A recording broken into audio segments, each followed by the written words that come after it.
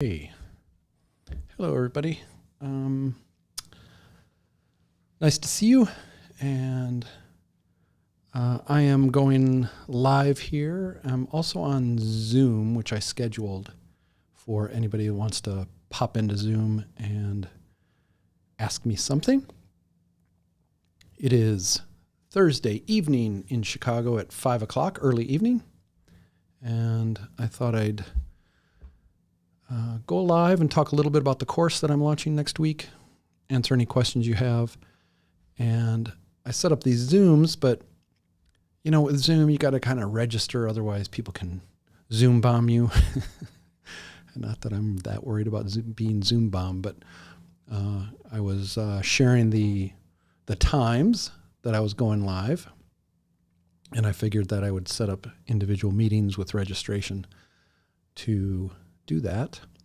But since people don't really like registering for Zooms, I understand that. I thought I'd go live as well. So whether you're catching me on Facebook, YouTube, Twitter, I am here, and I'm going to be talking about the course. I'm going to be talking about just some other general topics. Actually, what I can do is pop to my little overhead here. And you can see, I'll talk a little bit about the course format and topics and purpose. But then I'm just going to talk about some other things that'll be of value to you, whether you're taking the course or not. And you can get a sense for the kinds of things we're going to be talking about and doing in the course. But also just, my whole goal here, and maybe that's the origins of this work, but my whole goal here is to get people working better together. And I just see so much challenge in the workplace on people working together. People are frustrated. People are disconnected. People are at arm's length with each other in terms of working. And I'll chat about that a little bit because I've had some good conversations these past couple of weeks. Lots of great feedback on the course topics. Again, even from people that aren't taking it. I have a lot of colleagues in this business, and they're interested in what I'm doing and trying to help me make it better, make it more relevant. The more I hear from you guys about what's going on and what you care about, the more likely the course will be awesome. And of course, for the folks that have signed up for the course already, they have provided a key topic or question or how they want to make use of the course. And that's open to everybody who wants to join. It's a small cohort. This is the first time I'm offering it. It's just a few people at this point. I'm expecting a few more to register here at the end. And I'm really excited because I get to work with folks very directly. And I get a lot of requests for coaching, personal coaching, and they are coming in as a result of this as well. They're like, I don't really want to join the course. I'd rather have your one-on-one time. And I'm going to have to figure out what I want to do there, if I want to do that or not. But it is very awesome to also go through a cohort together and hear similar challenges and struggles that other people are having, plus unique ones that then you can contribute to, because as a cohort, you get to hear other people's point of view, you get to see what they're struggling with, and you get to offer how you might address that if you were in their situation. And that's part of the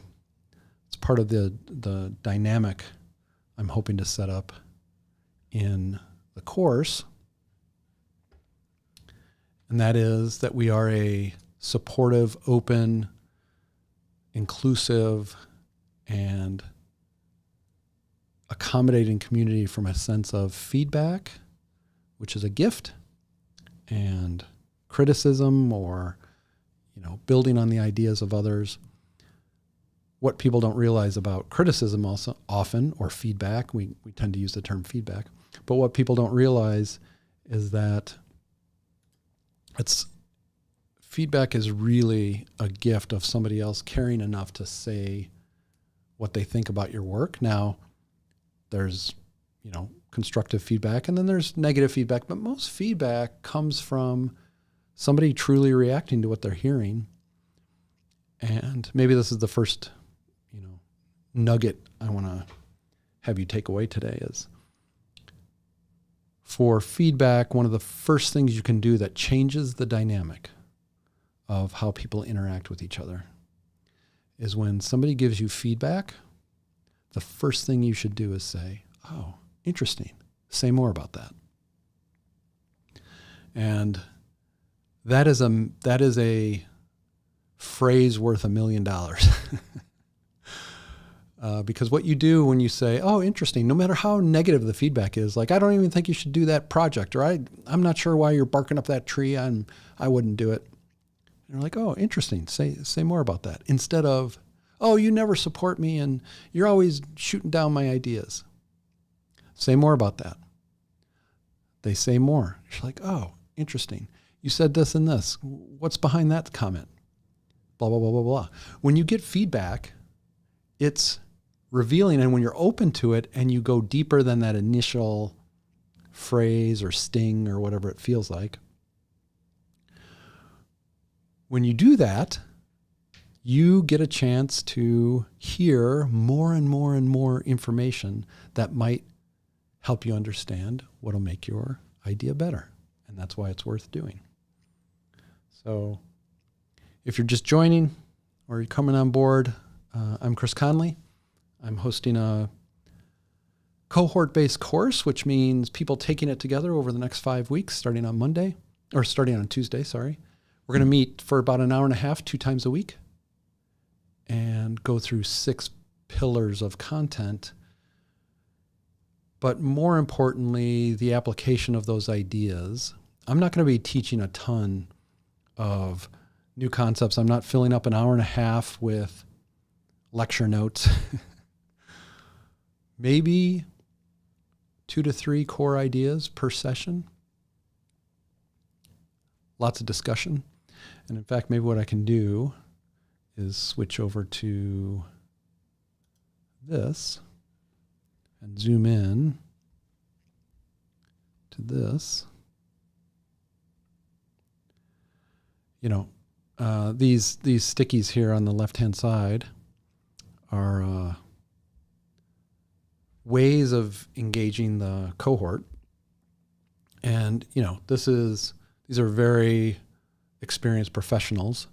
And so one of the things you have to do is, it's not like teaching in a small classroom. It's really about supporting each other, engaging them to apply the ideas to their work situation, right? They're not in a 2-year program isolated from their work at this point. So what are we going to be doing? We're going to be sharing content. I'm going to be sharing, the principles and the actions they can take. And then, any discussion around that. What do you mean by that? Or why is that so powerful? Or how can we implement that? I'm in this type of situation. So great group discussion about the application or the ideas of that.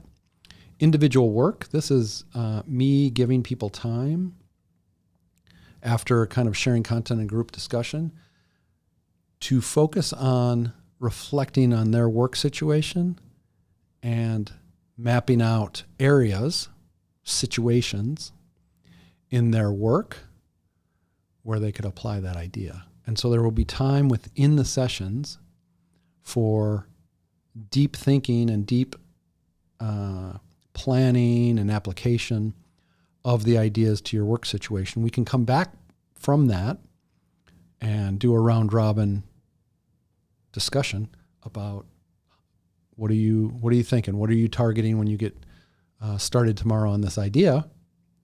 What are you going to do? And, what are you concerned about? Get feedback from the group, get feedback from me, and have ideas for how they could approach something.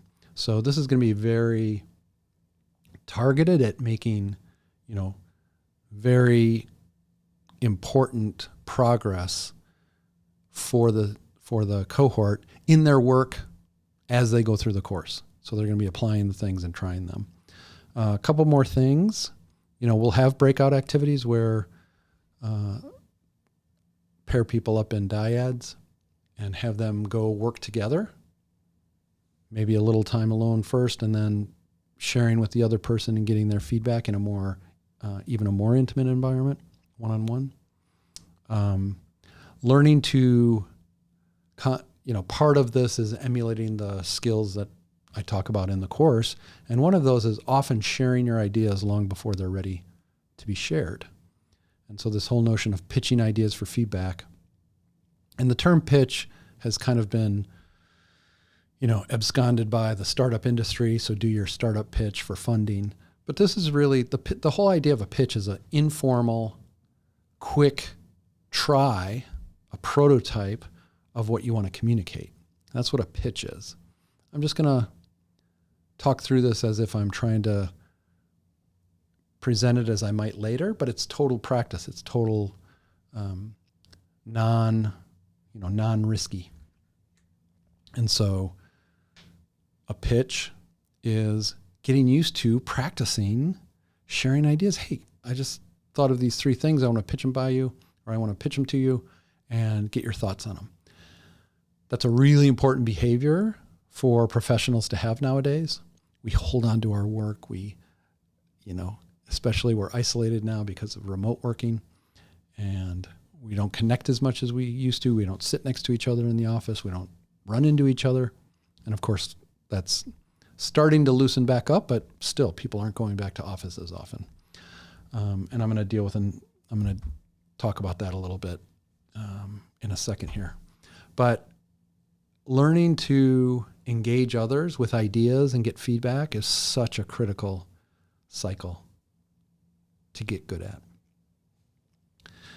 And then a couple more is itemizing more situations at work, itemizing work topics that you're trying to make change in. So all of these, professionals are at work,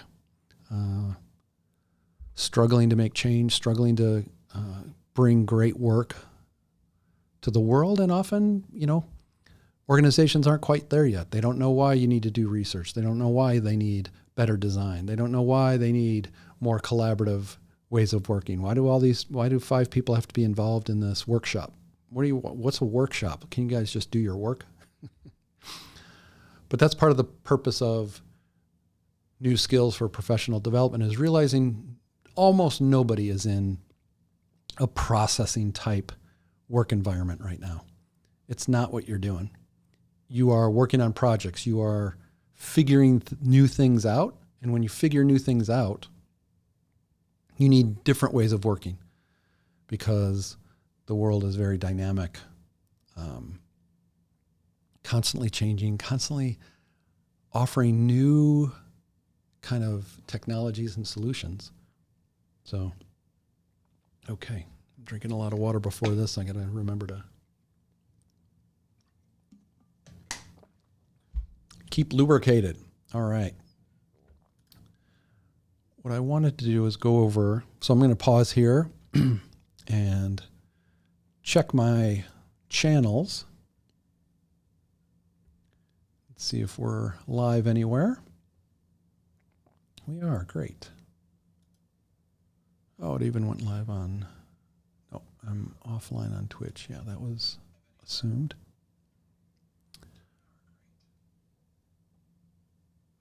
YouTube is hopping. No viewers, that's okay.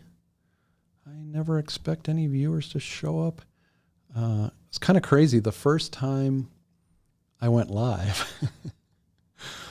hey, let me get back to the scene I want to be in. Let's get back here. The first time I went live, it must have been Facebook's algorithm that promoted it or something, because a bunch of people ended up joining. That was great. And I'm assuming, I do these things live, and I'm on Zoom waiting for anybody that kind of registers and shows up, but nobody here yet. That's cool. I got a fun little thing to do if anybody shows up in Zoom. But it was kind of crazy. sure you guys aren't hearing that. I am definitely live on the different platforms. But that algorithm's crazy because a bunch of people showed up to that first one. And then I did one more that was like the lesson that I posted on the course page. So if you haven't gone to the course page, it's at abundantprofessional.com. And there's a link at the top for New Skills for Professional Work, cohort-based course. Or you can do abundantprofessional.com/new skills for professional work. Just separate everything with a dash. And you'll see the earlier lesson video. I mean, it wasn't really a lesson. It was kind of the topic of it was the topic of learning fast. And so I talked through some of the ideas there. But, these other lives, most people I'm not getting, much show. Probably because people aren't being alerted or they're still working today, and who has time to come watch a video by Chris? I understand. I don't take it personally. All right, let's talk through some more notions. So I was just sharing a little bit about the kinds of activities. Whoops, I didn't want to do that. I wanted to be over here. I was talking about some of the activities we'll have in the course itself. And I'm kind of breaking, I'm thinking about in the course, we have an hour and a half each evening, which turns out to be, it sounds from kind of a going to a Zoom meeting, an hour seems long, but I think going to a course where you're going to be hanging out with yours truly, plus a few other, talented, thoughtful people, it's going to go really fast. And I'm chunking it up into these 15-minute kind of chunks, hoping that I never speak for more than 15 minutes on a given topic. A discussion goes for at most 15 minutes. People can get in their own personal work for 15 minutes or so. That's actually a great amount of time to kind of, start thinking about how those ideas and what challenges you might have applying them at your work, so that you can come back to the cohort and then get feedback and share those ideas, and we can work on them together. So there's these 15-minute chunks, and so that's 6 chunks? 5 chunks. 6 chunks. 6 times 15 minutes, I think, is an hour and a half. And so that's not a lot of time. And I think when you're going through the course, it will go very quickly, but it's going to be energizing. One thing I can say about the sessions I run, they end up generating energy, not draining you. I know how Teams and Zoom calls with colleagues can often be draining. But I think this is going to feel very different. We're going to be very active, introduce some ideas, talk about those ideas, apply those ideas, struggle with coming up with new ways of applying those ideas that maybe I've never even thought of before. We definitely have everyone has specific environments that they're working in. I spoke with a former colleague who I probably hadn't talked to in 4 or 5 years. And they were experiencing some challenges. And this is like the nicest guy, most thoughtful person, but they had a relationship breakdown at work. And so we talked a little bit about ways of rebuilding rapport with each other, which is one of the topics in the course we'll be doing. Building rapport, I think, is so important at work with people. And I was thinking about this today, and this in this context, it might sound a little, or in this context, it won't sound controversial, but take it out of context and it sounds controversial. So I said to myself, it's really important that people like working with you. And that borders on the notion of that it's important that people like you. And there's so much advice on the social medias and other places where it's like, don't care about what people think of you. Don't care about that. You still got to do your work, blah, blah, blah. And that may be more in terms of finding your voice, in terms of expressing ideas. I don't think it holds for the notion of working in a professional context with each other. What do I mean by that? I think building friendships at work, building respected, warm relationships with others is really important. And that doesn't mean you don't deal with or don't call out bad behavior. It doesn't mean you endure a bad situation. The goal is not to be likable. First, the goal is to have a great working relationship. And how do you get a great working relationship? Well, first of all, I think one of the things we'll cover in the class is, this fundamental notion of we're all in this together. Kinship.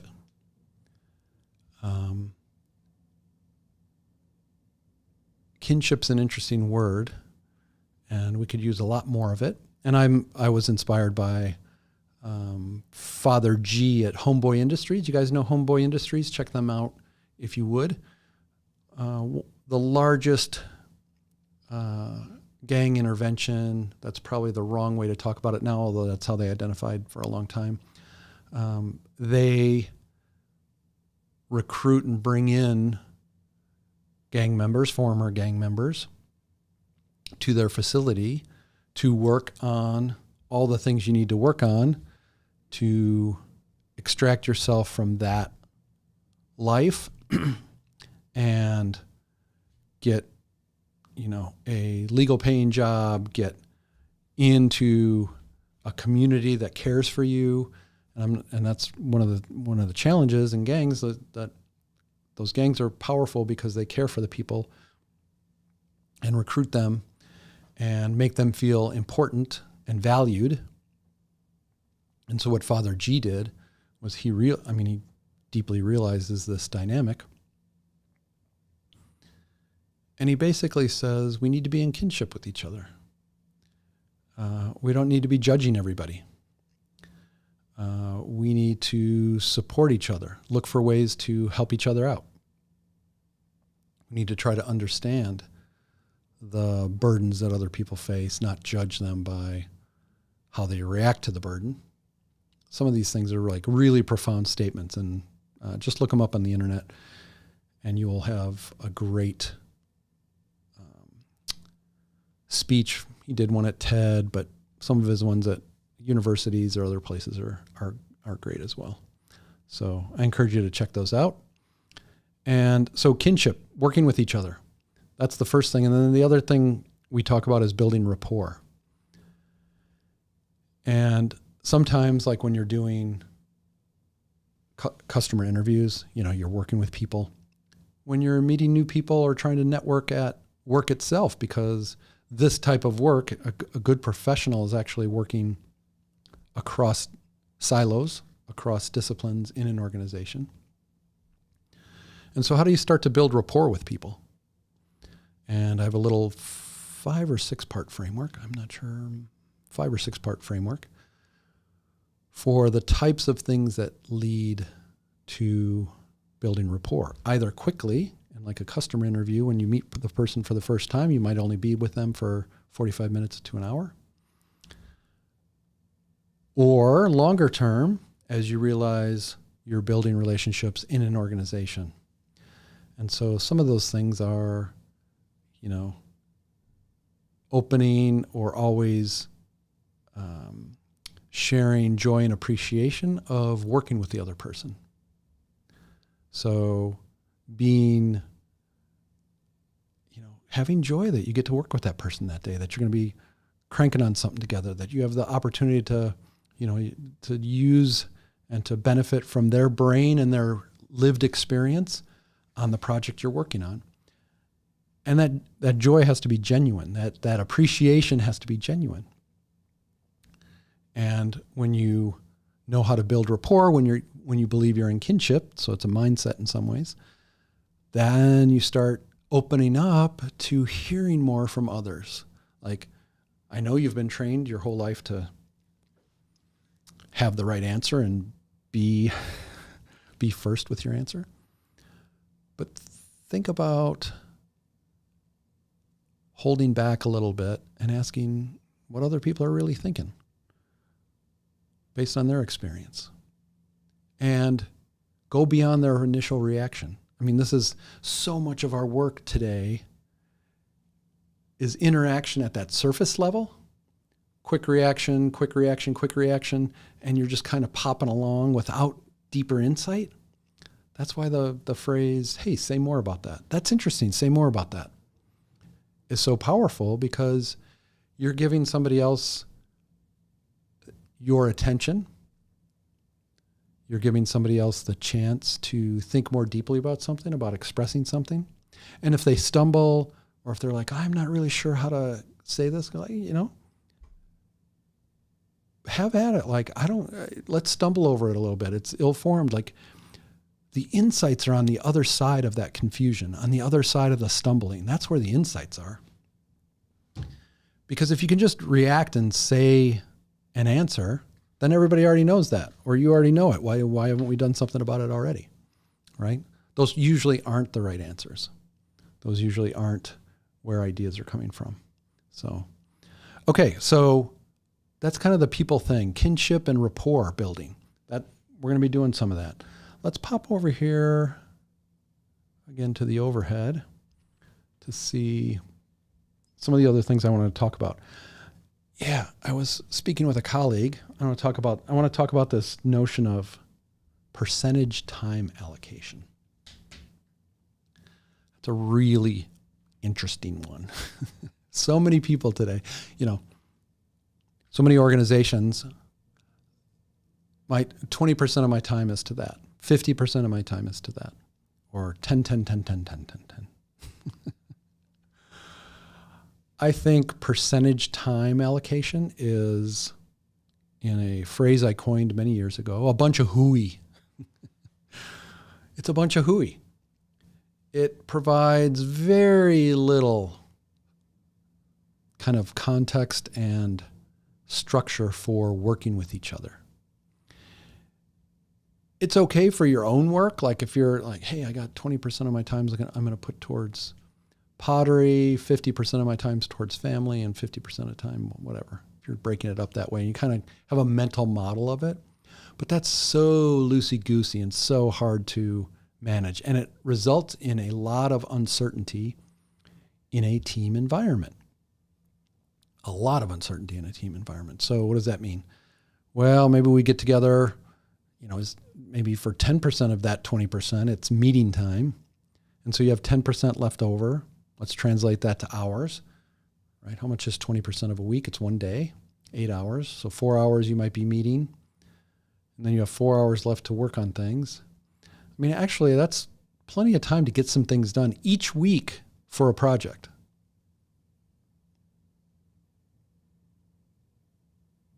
But all of a sudden, if you're time slicing between too many things, you can't get your head back into it, and somebody says, hey, can you do this for the project? And you're like, I don't have time for that. I've only got 20% on this project. It's like, yeah, I'm okay with percentage allocation if everybody's tracking things pretty closely and all that's transparent. What did you get done for the project you're actually working on? And I'm a little angry about this because over the past, 6 months, I've heard this challenge come up over and over at every organization. First of all, most organizations, slice people between too many initiatives and thinking, put 20% there, 20% there, 20% there. So first of all, you have too many things assigned. And then with your colleagues who are also assigned 10 or 20% or 50%, do those times even line up when you can actually work together? And so the ability to coordinate work, and frankly, the ability to work on it together, is greatly diminished. So what should you do instead? I wrote down a few possible strategies. First of all, I think you should agree on blocking the time, those percentages, on the calendar for that project where you will be part of it. This is the notion of trying to get teams co-located during the time they have together on a project so that they can work through a little bit of coordination and sharing and a lot of bit of working on something specific in that time period with each other available for pitching an idea quick or brainstorming something quick or organizing or giving feedback. So block your time. That's like one of the key strategies. There's a strategy in any person. You could call it technical people, program people, creators, people who make things, who have to generate things. And this should go for everybody, all professionals, even if you're just making PowerPoint decks. There's a notion of blocking 3 to 4 hours a day, every day, usually in the morning, 8 to 11, of making time. That's the time you're going to spend generating new ideas, the deck you need to do, the programming you need to do. That is a very powerful way. And then you open up the rest of the day for blocking time out still, but that's where you might get caught up in, back-to-back meetings. And I know it's a reality. Like, people think meetings is the way work should get done. If you read my last email, I talked a little bit about email, meetings, and PowerPoint.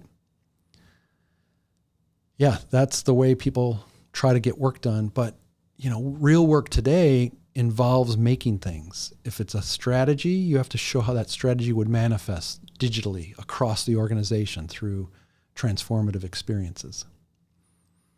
So block time instead of just allocating a percentage time, because I don't think we hold ourselves accountable to percentage time. Okay, the other thing is your 20% on that, you need to have a role that goes beyond a title. I'm going to be the designer on the team. I'm going to be the coordinator on the team. I'm going to be the strategist on the team, whatever it is. You got to get at least one layer deeper than that to say, hey, I'm going to be responsible for these things as they come up, like coordinating or recruiting people to talk to.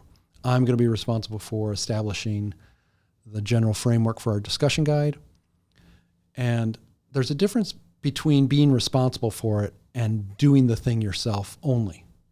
This is a dynamic. This is another good topic I should write down, actually. I'll give myself a sticky note. The difference between being responsible for something, so I'm responsible for recruiting, and doing it all yourself.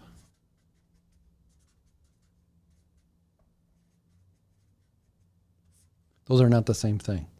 So being responsible, you may be doing most of it, but you may be, sharing ideas with your colleagues, getting feedback. You might be sharing a quick version of the discussion guide. Look, discussion guides, quick tip, discussion guides shouldn't take more than an hour to put together, because discussion guides aren't specific questions you want answers to and the possible answers from multiple choice of the user or the client or customer or the person you're interviewing.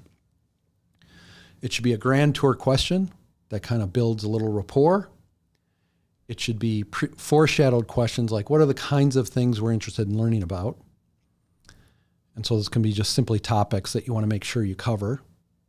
And from that grand tour question, they might cover 2 or 3 of those topics. You want to go into some depth responding to what they just said. And then your topic list, your pre-topic list says, we haven't really talked about this topic. Tell me a little bit about how you blah. Because great customer interviewing is about behavior and what people actually do, not answers to their opinions. And so discussion guides should be very simply structured to hear what the person does and to get at what the person actually does and to be tangible and specific about that to the degree that you can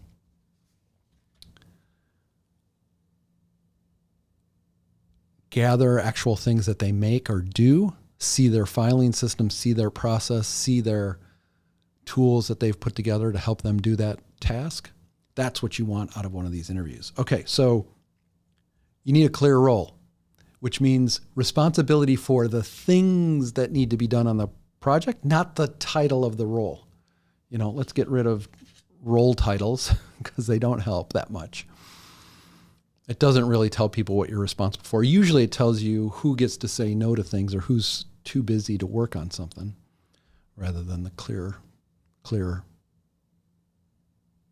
like deliverables or activities they'll be responsible for. What are they going to make? What are they going to actually do and make sure happens? Okay. And then I kind of alluded to this one third thing. So I said, make sure you block time that you're going to be working for that percentage time on that project. That means other people can count on you being available in those times for questions, work, etc. 2, clear role, not title. Clear what kinds of things am I responsible for on this project. And then the third thing is co-working sessions. And at the firm that we built it on top of this notion of dedicated teams, which might have been, we didn't discuss it much. We just proposed our projects with dedicated teams to our clients, slowly built up that over time where the projects got big enough that they could have a dedicated team.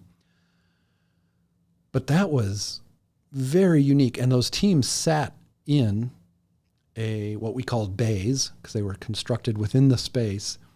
Bays were 12 by 15 foot spaces with completely pinnable walls, movable pinnable walls. Basically panels that hung on the walls that could be moved to a conference room, to a workshop, that could be moved around so that people could be more flexible with that work and take it to different kinds of work sessions. But they sat in the same space together. Can you believe that? And so you were working on the project 24/7 together. I mean, not 24/7. You were working on it 8 hours a day, 7 hours a day. Obviously, there were things to do. I'm doing my timesheet. I'm going to have a meeting about, pushing the discipline forward at the office. So it's some internal responsibilities. But for the most part, you were with your team. I think this is a very powerful way to run projects. And we had a funny phrase back then is, at Gravity Tank, there's nowhere to hide. With remote working, there's now places to hide more easily because nobody sits on Zoom all day. And so one of the things I try to implement if I'm working on a project team is co-working time. And so this can be part of the block sessions.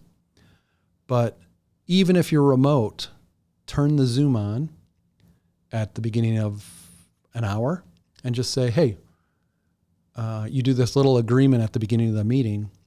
I'm going to be working on this. I'm going to be working on a discussion guide. I'll need some feedback about 20 minutes in.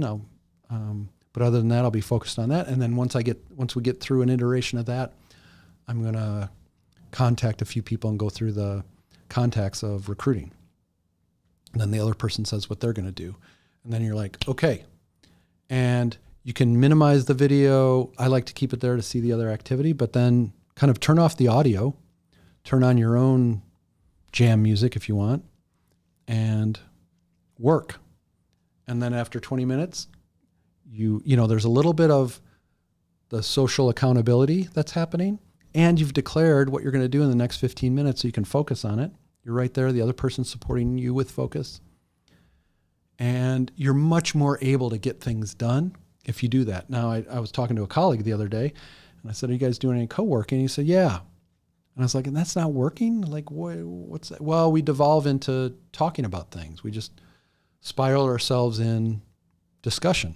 It's like, yep, that's not good. You're discussing things that don't matter while you're trying to move the project forward.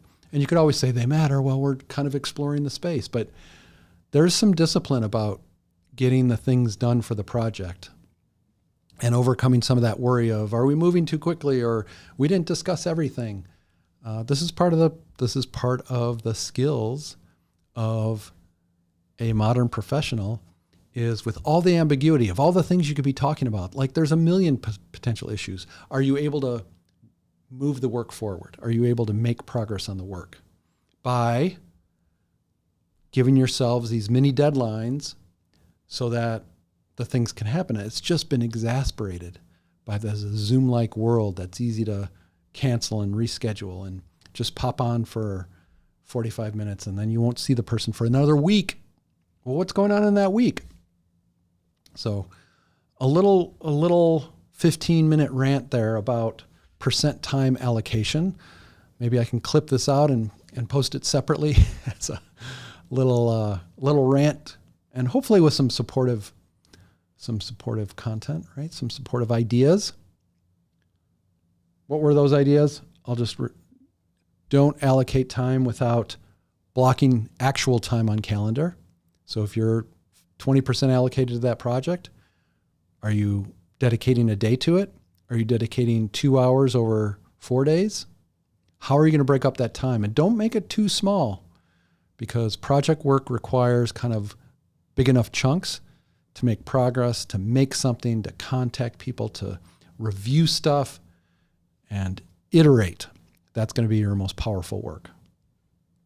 Okay, so hopefully some of these comments are helpful. I hope you guys give it a shout out, give it a comment. If you're watching the replay, which is going to be everybody because nobody is showing up live, which is fine. Again, it's live, but if I wasn't live, I'd just be recording it like this in my studio, like I am, without the opportunity for somebody to drop in and say hi. So if you're watching the recording, just pop a comment in there if you found a spot that you really like, a comment. What else do we have here? Oh, maybe a little bit about, maybe I'll try to do this one. Do interesting things.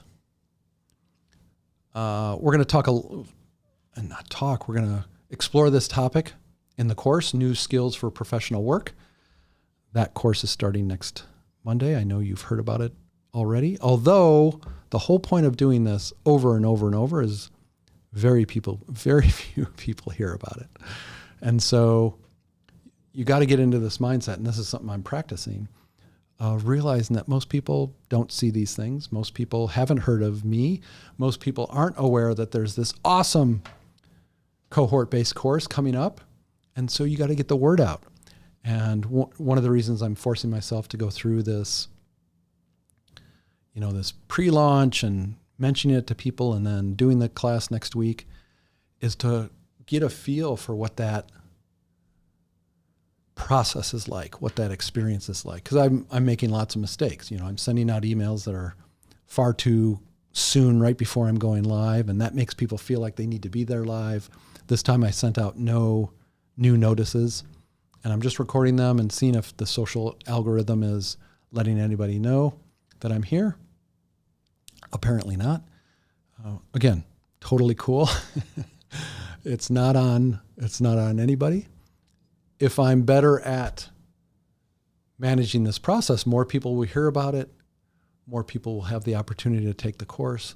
I'll have the opportunity to engage more people in these ideas that are so powerful and important for professional work nowadays. And we will have more people creating creative, collaborative, meaningful work environments, because that's the ultimate goal.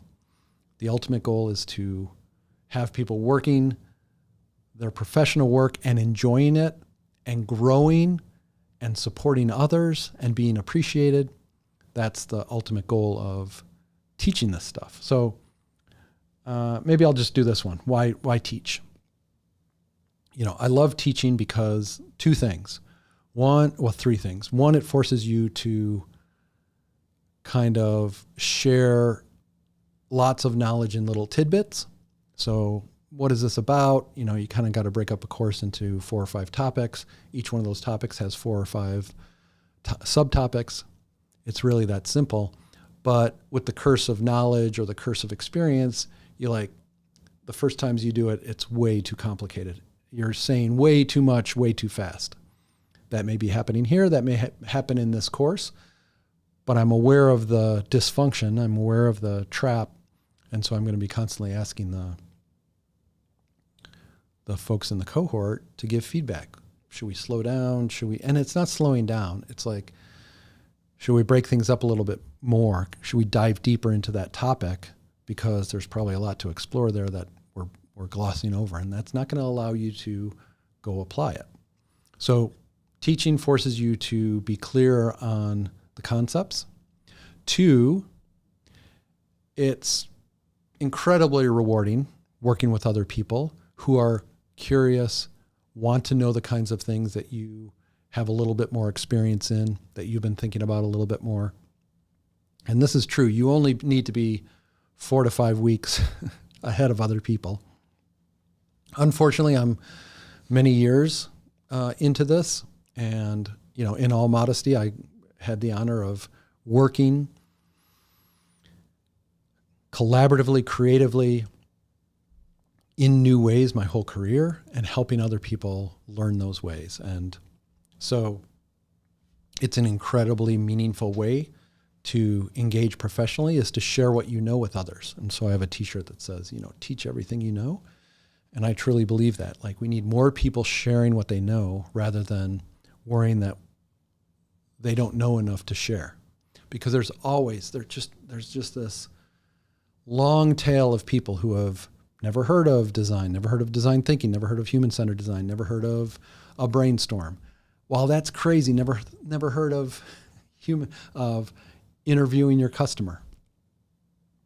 And then there's people who have heard of it and never done it. And there's people who have heard of it and think it might be interesting and never done it. Then there's people who have done it and tried it and it didn't work because of how they did it.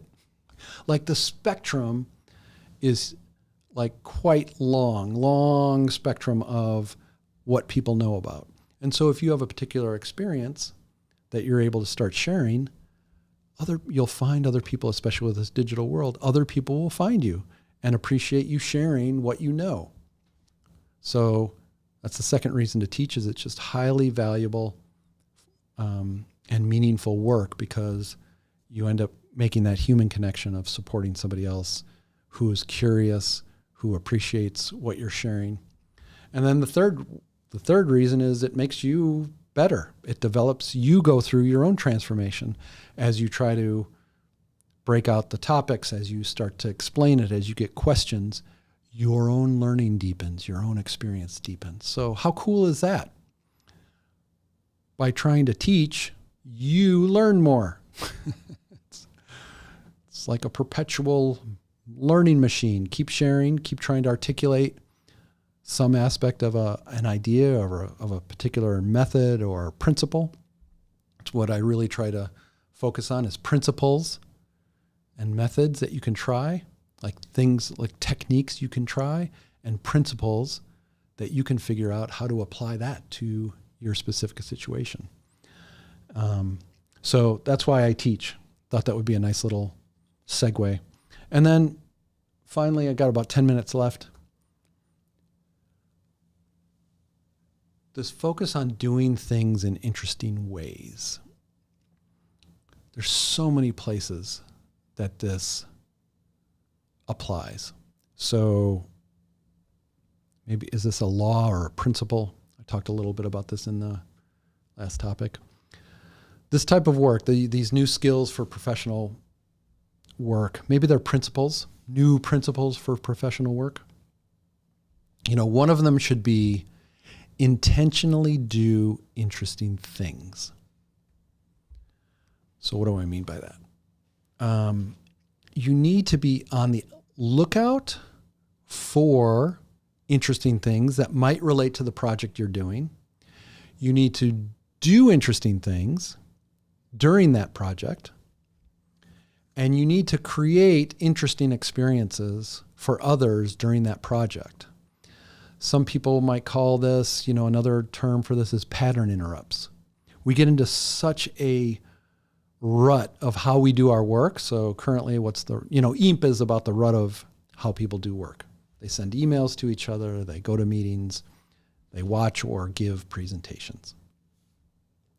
A pattern interrupt is setting up 5 game consoles in the cafeteria or the break room or something like that, putting a type of game on there that is relevant to the project you're working on, whether it's maybe a theme or a type of interaction you're exploring, or, making a point about what technology can do. There's so many different ways this could apply.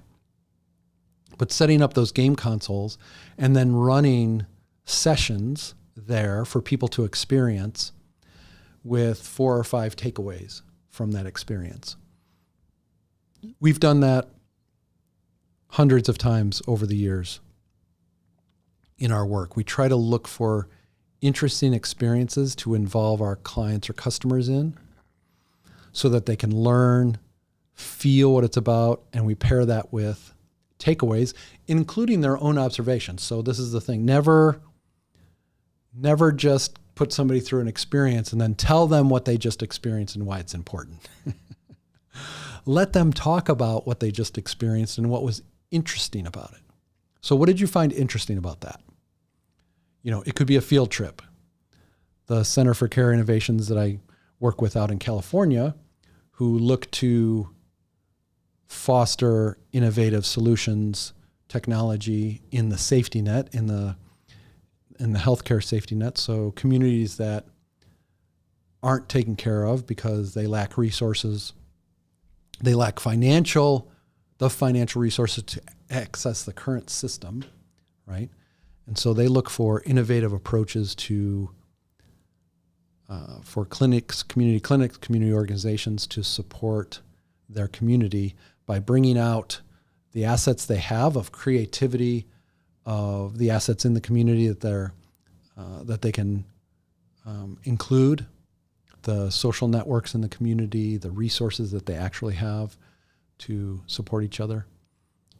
They do, anyway, that's a long story. The Center for Care Innovations do these things they call safaris, which are visits to interesting places, either directly related, so a peer organization that's done something interesting, or unrelated.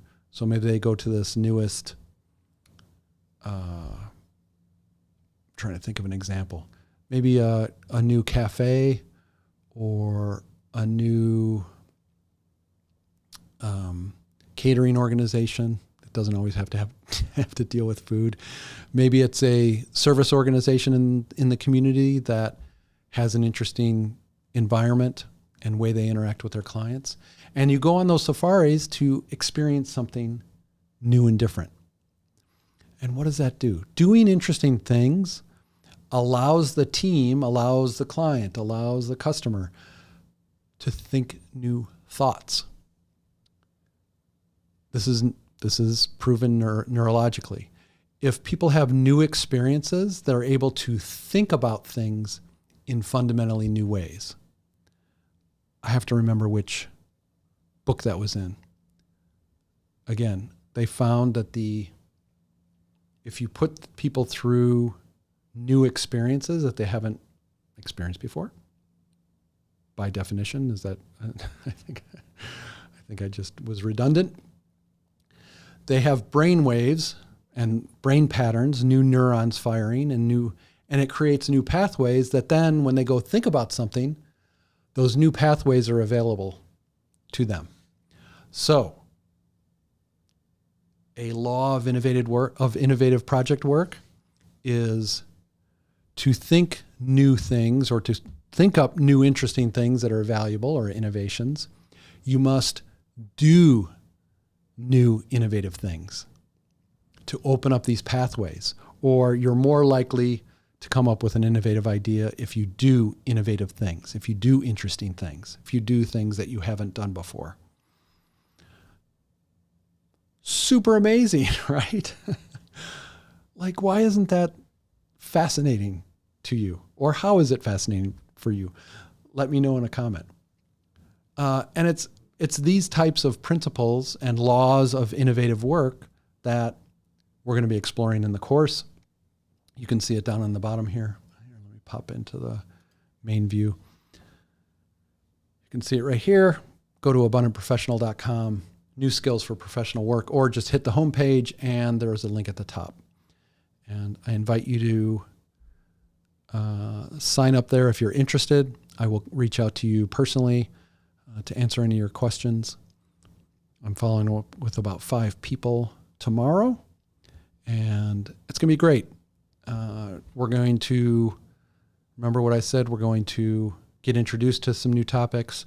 We're going to work individually on how those topics could apply to where we're working. I'm going to facilitate your thinking about your work environment in a more open way, in a more diverse way. You've probably gotten into some ruts of how you think about your work. We're going to try to break some of those ruts and open up, how can I map out the different kinds of people I can either work with, support, influence, or, win over or convince of certain directions. Those are very different behaviors that are necessary between supporting and convincing. But support for colleagues, support for people who are working on your team for you looks different than support for leadership and their objectives and how you behave or what tools you deploy. So, we're going to be working on all that kind of stuff. And the reason I say it is I want it to be, the course is going to be very applicable, and you're going to be working on how you work in the course, not just hearing all of these ideas being foisted by me onto you like a student victim. There aren't any tests. The tests are all in the application of the work to your environment, and you openly exploring that and bringing it back to the cohort, bringing it back to me, engaging with that so that we can make some progress and breakthroughs on it, right? Okay, so about 2 minutes left. I want to thank you if you watched any portion of the video or all the way through. Awesome, thank you. Appreciate you.